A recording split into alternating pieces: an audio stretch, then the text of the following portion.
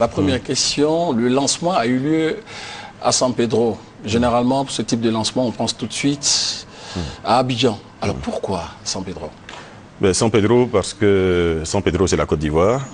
Et puis, parce que nous commençons par cette première étape qui est l'ouest. Donc, c'est un câble qui partira de San Pedro jusqu'à Odiné, en passant par Mans, pour ensuite rejoindre Korogo et Ferké.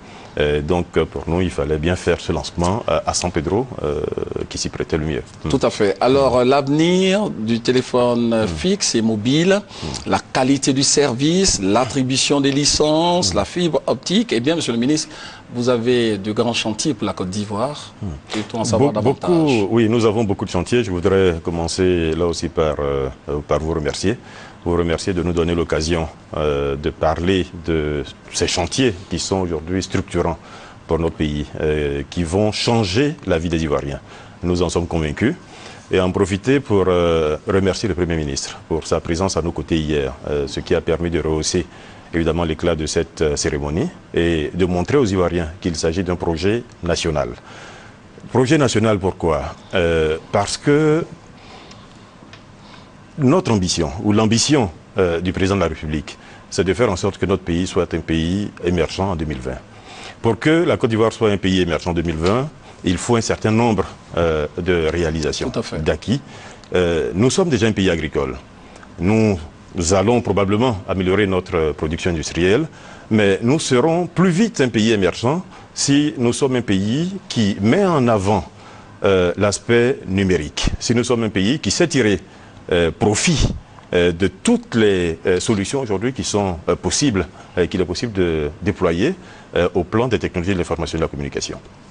L'UIT démontre, par exemple, que 10% de taux de pénétration du haut débit Internet, de ce qui s'appelle le haut débit Internet, génère 1 point de croissance chaque année.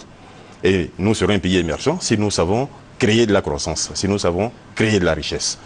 Créer de la croissance, créer de la richesse, c'est faire en sorte que tous nos processus soient rapides, soient fiables, soient efficaces, que nous ayons un État qui fonctionne de la meilleure façon, qui produise de la meilleure façon, qui produise de la richesse, que les Ivoiriens soient interconnectés au reste du monde, qu'ils puissent commercer de là où ils sont, qu'ils puissent se former, que les étudiants puissent se former, ainsi de suite, ainsi de suite. Et c'est tout cela qui est notre objectif, créer les conditions, créer les bases qui permettent de fournir aux Ivoiriens tout cela. Notre logique, elle tient en 4 étages, pour en parler rapidement. En 4 étages, en partant du haut vers le bas, le premier étage consiste à créer les ressources humaines et à vulgariser les services TIC de façon générale. Faire en sorte que la majorité des Ivoiriens puissent avoir facilement accès aux services TIC, ou directement, de façon individuelle, ou de façon communautaire. Le second étage, à notre sens, c'est favoriser la création de contenu. Favoriser la création de contenu, c'est-à-dire faire en sorte que les Ivoiriens créent des logiciels, créent des applications, créent des systèmes qui aident la vie au quotidien de l'Ivoirien. Le troisième niveau de cette construction, c'est justement le niveau infrastructure. Au niveau infrastructure, il nous faut une bonne connectivité à l'international, ce qui est en train de se régler avec l'arrivée de câbles internationaux, de câbles sous-marins internationaux de très grande capacité, qui vont multiplier par plus de 20 la capacité actuelle. Un câble qui s'appelle EIS du groupe Orange et un câble qui s'appelle WAX du groupe MTN, qui est déjà d'ailleurs commercialisé. Et puis le dernier niveau qui est le soubassement, c'est le niveau environnement réglementaire, sur lequel nous travaillons par ailleurs. Mais pour revenir au second niveau, donc celui des infrastructures, j'en parlais tout à l'heure, il s'agit de la connectivité internationale, mais il s'agit surtout de faire en sorte que sur toute l'étendue du territoire national, nous ayons un réseau fiable, un réseau solide et un réseau qui a les capacités pour transporter tout le flux qui va être créé par le développement qui est induit par tous les 3 autres étages de notre stratégie. Alors, Monsieur le ministre, à ce niveau-là, est-ce que vous pouvez nous donner un exemple concret en matière d'amélioration du service au quotidien? Il y a de très nombreux avantages. Le premier, c'est l'amélioration du débit Internet, donc confort pour les populations. Le deuxième, ce système vient en doublure de ce que les opérateurs privés font. Donc, il n'y aura plus, par exemple, de coupure à tel endroit et on ne sait plus accéder, tout simplement parce qu'un câble a été coupé, parce que la fibre optique a été coupée, puisqu'il y aura une doublure sur l'ensemble du territoire. Cela va permettre également aux opérateurs privés de fournir plus de services.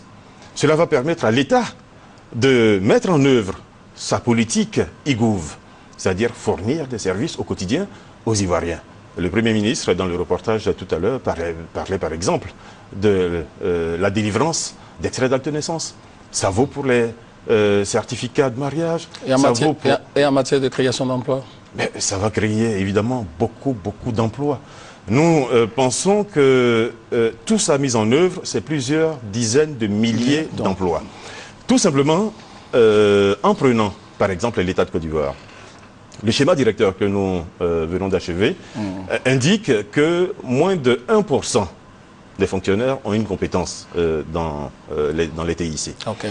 Alors qu'idéalement, il faut que nous soyons aux environs des 10%. Vous voyez, rien que ça c'est plusieurs milliers d'emplois qu'il faudra créer. Faire en sorte que notre administration soit une administration, en guillemets, numérique. Donc pour ça, il faut des personnes qui installent les réseaux, il faut des personnes qui maintiennent les réseaux, il faut des personnes qui apportent le soutien aux utilisateurs, il faut des personnes qui génèrent les applications, les logiciels, etc., etc. Et puis, nous pourrons, par exemple, être créés par des centres d'appel. Ailleurs, ça se fait. Nous pourrons faire de l'infogérance. L'infogérance, tenir des comptabilités ici pour des États qui sont, pour des établissements qui sont à l'extérieur de la Côte d'Ivoire. Nous pourrons être également le hub pour notre région, puisque avec cette connectivité doublée des câbles internationaux qu'il y a, naturellement, le flux des pays autour de nous pourra passer par la Côte d'Ivoire. De cette façon, la Côte d'Ivoire sera un hub au niveau TIC, donc là aussi, création d'emplois. Et puis, il faut savoir que si nous avons cette infrastructure, nous donnons la possibilité à tous nos jeunes d'être des acteurs mondiaux. Quelqu'un peut être à Yamoussoukro et contribuer à créer un logiciel à la Silicon Valley. Cela se fait en Inde, cela se fait en Chine, cela se fait dans beaucoup d'autres pays, y compris des pays africains. Tout simplement parce que nous sommes sur une matière qui est une matière totalement cérébrale. Ici, il ne s'agit pas de machines, et il ne s'agit pas de lourds moyens, il s'agit d'intelligence. Et nos jeunes ont pu démontrer qu'ils ont cette intelligence, ils ont cette capacité, cette expertise qu'il est possible de mettre en avant. Je le disais, il n'y a pas très longtemps, nous avons participé à une compétition africaine qui a regroupé un grand nombre d'écoles, et la Côte d'Ivoire a pu se placer au premier rang et au troisième rang. Et l'équipe de l'INPHB, qui a été première en Afrique, est aujourd'hui en Australie pour représenter la totalité de l'Afrique. Vous voyez, donc nous avons les compétences et nous pourrons, et c'est des applications qui sont des applications très concrètes, qui concernent le quotidien de l'Ivoirien, et des applications qui pourraient être vendues à d'autres pays africains. Vous savez, nous pourrions en parler, mais... Tout à fait, nous n'avons pas assez de temps, mais vous pouvez donc... Voilà, donc alors, dites-nous, parlez-nous un peu des avantages pour les populations, et puis un message, on aura le temps de revenir un peu plus largement. Les avantages pour les populations, j'en parlais tout à l'heure, c'est déjà plus de confort. C'est également moins de coûts. J'insiste là-dessus, tout simplement parce que là, il s'agit de l'État qui vient en secours ou au secours des opérateurs privés. Il y a des endroits aujourd'hui, en Côte d'Ivoire, où les opérateurs privés n'ont pas d'intérêt à aller, tout simplement parce que ce n'est pas rentable. Il y a des endroits où des personnes aujourd'hui qui n'auront jamais accès de façon confortable aux services TIC, parce que ce n'est pas rentable. L'État, en venant, n'est pas dans une logique de rentabilité. Donc l'État apporte un support qui pourrait être utilisé par les opérateurs privés à des conditions évidemment d'utilisation qui sont moindres, moins coûteuses que celles qu'ils ont de façon habituelle. Donc de cette façon, l'Internet va baisser. Les deux câbles dont je parlais tout à l'heure vont contribuer également à faire baisser très fortement le coût de l'Internet en Côte d'Ivoire. Donc les communications vont baisser, l'Internet va baisser, et tout cela pour des services qui seront plus confortables et, comme je l'ai dit, une ouverture au monde qui va être tellement importante que la Côte d'Ivoire et l'ensemble des Ivoiriens va y gagner. S'il y a un message à lancer, c'est dire aux Ivoiriens que ce projet est un projet national, est un projet d'envergure, est un projet dans lequel nous croyons qui va transformer certainement et en bien, qui va transformer nos vies. Il s'agit d'accompagner ce projet ou de le laisser s'exécuter de la meilleure façon. Nous savons que les équipements de télécommunication sont par exemple en ce moment très agressés. Nous avons pu voir des personnes s'opposer, malheureusement, parce que ce chantier a commencé il y a seulement quelques semaines, s'opposer au passage des câbles. Donc il faut là aussi lancer un appel aux populations. Il s'agit d'un projet qui est fait dans leur intérêt. Ces câbles qui sont enfouis dans le sol ne génèrent absolument aucun désagrément ensuite, une fois que le câble est enterré. Et il s'agit de dire également aux Ivoiriens que là, il s'agit de fibre optique. Il ne s'agit pas de câbles en cuivre. Donc la fibre optique, pour ceux qui ne le savent pas, n'a absolument aucune valeur marchande, contrairement au cuivre. Donc n'allez pas déterrer cette fibre optique qui n'a absolument aucun intérêt au niveau commercial. Voilà ce que je pourrais dire et puis demander aux Ivoiriens de nous accompagner évidemment de leurs prières et de leurs bénédictions pour que ce projet aille jusqu'à son terme. Il faut savoir que cette étape est uniquement une première étape qui va faire 1000 km, 1400 km exactement, en partant, comme je l'ai dit, jusqu'à Ferké. Et une seconde étape va être lancée dans quelques semaines. L'appel d'offres est en préparation. Et ça couvrira l'Est, donc d'Abidjan jusqu'à Bouna. Ça coûte cher, mais en même temps, ça coûte cher, mais nous sommes persuadés que c'est rentable. C'est ça qui est important.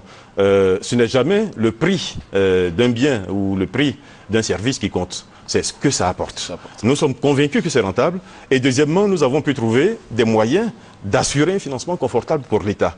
Là, il s'agit par exemple d'un financement qui est assuré par une société chinoise, par un crédit fournisseur sur 85% du projet, 22 milliards de francs CFA, 85% supportés par cette société chinoise.